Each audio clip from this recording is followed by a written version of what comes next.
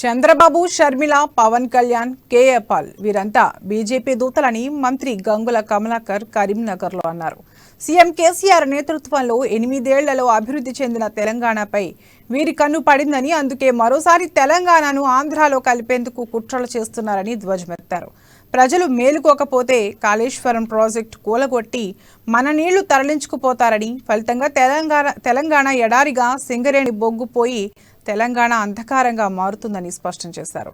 Andhra మూలలున్న Chandrababu, Sharmila, KA పాల్లకు తెలంగాణలో ఏం పని అని ప్రశ్నించారు.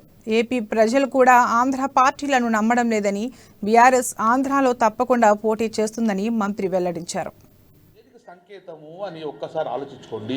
వీళ్ళందరూ కూడా ఒకటే తాను ముక్కలు, వీళ్ళందరూ కూడా డిఫరెంట్ పార్టీలు డిఫరెంట్ వేషాల్లో తెలంగాణ గడ్డ మీద వచ్చింది. కానీ అందరి లక్ష్యము, అందరి ఉద్దేశం అంతా కూడా మళ్ళీ తెలంగాణలో ఆంధ్ర కలిపే ప్రయత్నమే, మళ్ళా తెలంగాణ సంపదను మళ్ళా దోచుకోవాలనే ప్రయత్నము. ఇది ఏది గుర్తుకొస్తుందంటే 1956 నవంబర్ 1 గుర్తొస్తుంది. 1956 నవంబర్ 1 గుర్తు చేస్తున్నారు వీళ్ళందరూ.